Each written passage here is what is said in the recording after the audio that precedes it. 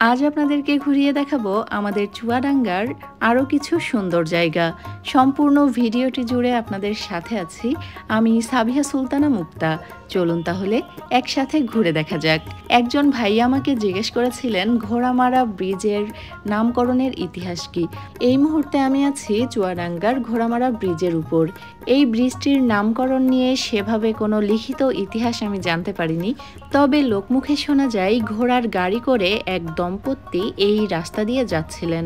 ঠিক এই জায়গা বরাবর এসে ঘোড়ার গাড়িটি উল্টে যায় এবং ঘোড়াতেই সেই স্বামী স্ত্রীকে মেরে ফেলে, যে কারণে এই জায়গাটির নামকরণ করা হয়েছিল ঘোড়ামারা। তবে এই ইতিহাসের সত্যতা কতটুকু আমার ঠিক জানা নেই। পরবর্তীতে নবগঙ্গা নদীর উপর যখন ব্রিজ তৈরি করা হয় তখন জায়গাটির নাম অনুসারে এই ব্রিজটিরও নামকরণ করা হয় ঘোড়ামারা ব্রিজ। কিছুদিন আগে এই ব্রিজের কাছাকাছি তৈরি করা হয়েছিল একটি কফি শপ। অনেকটা ইকো পার্কের ভাইব ছিল সেখানে, তবে সেটা কিছুদিনের মধ্যেই বন্ধ হয়ে গেছে। যেহেতু আশপাশটা ভীষণই নির্জন, তাই এখানে সেই কফি শপটা চলেনি।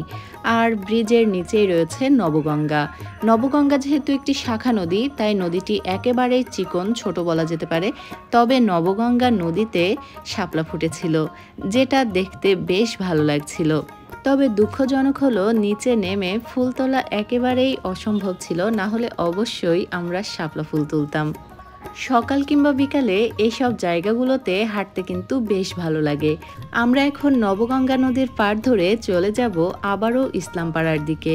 আজকেও কিন্তু এখানে পাড় ধোয়ার কাজ চলছিল, তবে আমি যেহেতু রাস্তার এপারে ছিলাম তাই পাড় ধোয়ার দৃশ্য আজ আর সেভাবে ভিডিও করতে পারিনি।